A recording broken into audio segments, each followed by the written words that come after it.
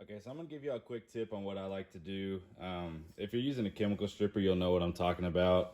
How it like instantly flash rusts inside bearing races, and you know where bushings go. You know, so these take like a radial bearing. This is for a portal on a side by side. I'm gonna show you how to clean this rust up in here. What I use is these brass wire wheels on a drill. And it's a quick extra added step. You don't have to do it, but I recommend it. That way when the customer picks it up, their stuff, especially if it was new and now it has rust in it, you know, they might not be happy about that. So it's just a real quick step that you can do, you know, to make it look better. And they sell them in all different kinds of sizes, but I'm gonna go ahead and demonstrate, you know, how I do this. So just kind of stuff these in here. You can get most of them, and once you start going, it'll fill in.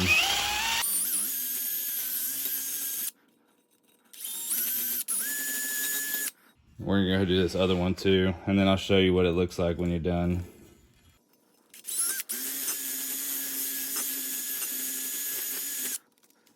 I'm gonna get the air compressor and I'm gonna blow these out real quick, and then we'll show you. Okay, so now you can see it's a lot cleaner in there. I recommend they sell the steel ones. I recommend using brass just because it's a lot softer than the steel. So you're less likely to scar it up and, you know, cause permanent damage to it. So I recommend using the brass ones, like I said. It's just a little added step. You know, it didn't take long at all, but the customer's gonna be a lot more pleased with their finish when they pick it up. And, you know, if you have a new coating and then you have a little bit of rust in here, it's just kind of an eyesore. So, you know, this is just a quick tip. It didn't take long at all. You know, maybe you want to consider it if you're not doing it on your next project that you got for somebody.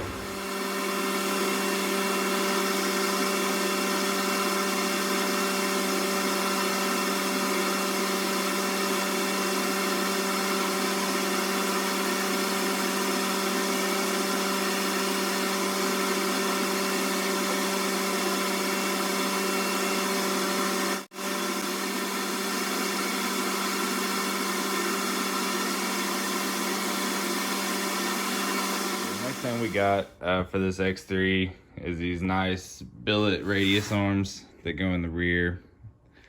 They seem to be a lot more sturdy than the stock ones. The stock ones, they they had these they were kind of a pain to work with, called like a radial bearing. Anyways, they just weren't easy to take out, and he wanted them powder coated, and basically to get these was gonna be about the same cost to buy all new arms as opposed to the labor to press out the bearings and possibly replace the radial bushings, or sorry, press out the bushings, you know, and to replace them, because some of them were, you know, getting damaged by pressing them out. So, and they're like $40 a piece for the end of one of them. But anyways, these are what do we got next. I've got to press out these right here. I've already pressed one out. It came out super easy. I'm gonna get into a couple tools that you might not have that you should consider getting to help maybe expand a little bit of your powder coating business. You know, maybe not expand it, but you know, it helps save on your costs and increase your profit if you can do this part yourself instead of taking it somewhere to have done.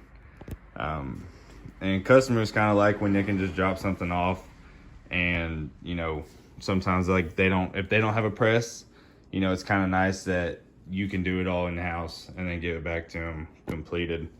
But anyways, if I use these picks a lot for more than just this, but like this right here, it's got, well, can't get it out now, but when you pull this out right here,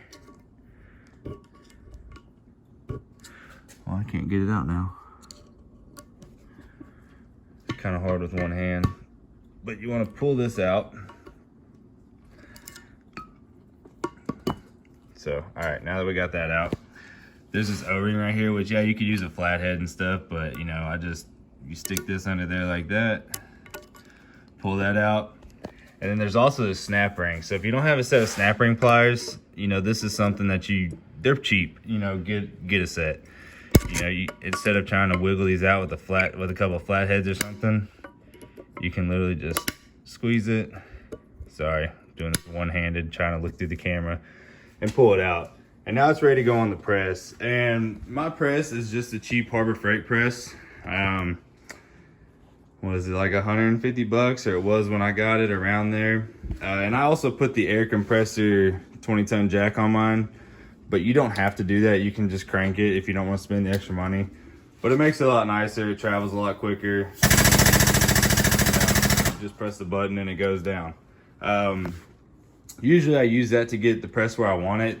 And then I'll fine tune the press, kind of, not fine tune, but like you can work this a lot slower to, you know, exactly where you need it when you get down to pressing out your bushing, bearing, whatever it might be. But I highly recommend one of those for your business if you don't have one yet. So we're gonna get to pressing these out and then blasting and coating them. So stay tuned.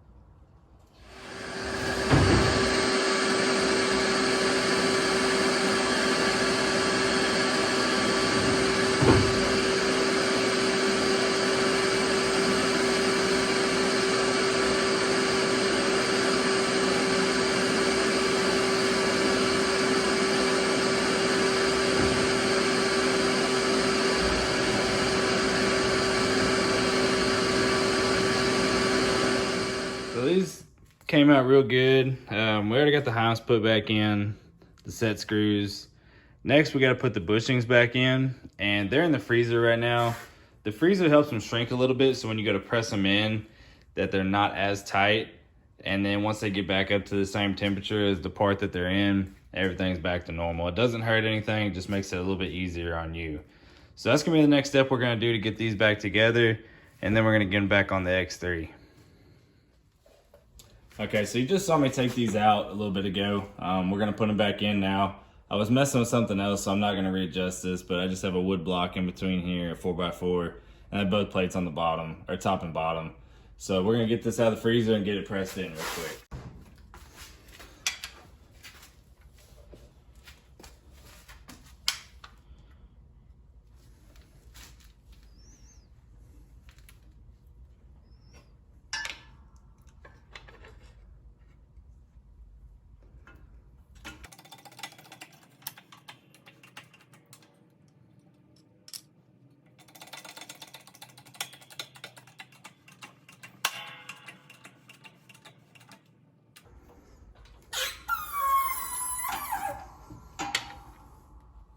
So you can see there's all there is to that. We're gonna get the snap ring put in and the little O-ring on top. It needs to be ready to install. So these are the last parts to be powder coated for the Can-Am. We got some tie rods, some springs, and some portal brackets. This is all for the front end. The rear end is already done. It just needs to be aligned. And then I also did a couple other things in a gray to match the new paint. Like some of the stuff that goes to like the speaker bar, like a plate in the front that covers up the winch, and then the amp mount, which I'll cover all that in the video that I'm gonna post for this. Sorry, I don't have any clips of this actually being coated. I've been getting some help and we haven't been videoing that stuff. But we also did a couple striders for my son. This one is fluorescent red from Tiger Drylac. We sprayed it clear on top and it kind of made it more orange, but I figured it was gonna get left in the sun more than it wasn't. So, and the fluorescent colors tend to fade in the sun. So it kind of, you know, changed the color appearance. So that's something you want to keep in mind if you're doing a job for somebody. And then we also did this one over here. It is Illusion Blueberry with the Casper Clear. It turned out pretty cool. You know, it's a little bit different finish. I really like the way this one turned out. It's kind of got that like candy metallic with a, you know, a matte finish on top. Turned out really nice. We also did all the bars and forks in gloss black. And this one we also did the hardware on. But anyways, let's go ahead and get these installed and so we can get this thing out of my shop.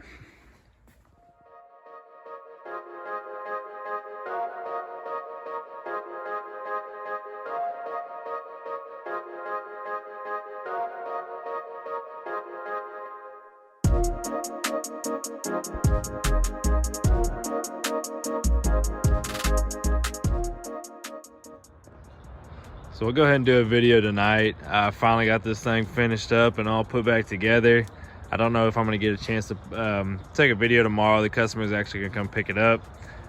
Finish it just in time, but you can see the powder coat that I did.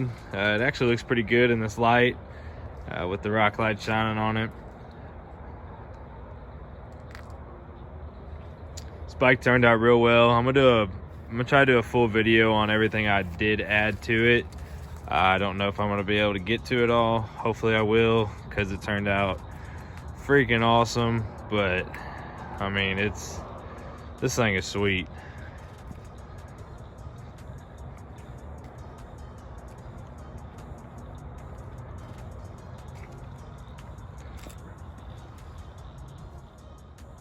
So for whatever reason, this powder, when you hit this pink color on the remote, it changes the entire color of the powder. It's pretty cool. Here, I'll show you right now. I mean, you pretty much get two colors in one with this one. I mean, it's a pretty cool looking red. I mean, the entire thing is, you know, looks different.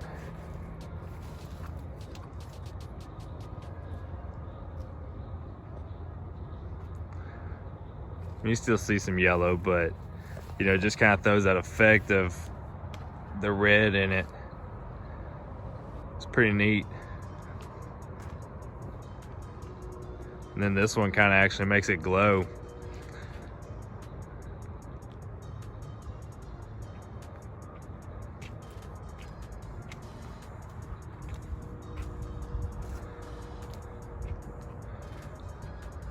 Turned out pretty good though.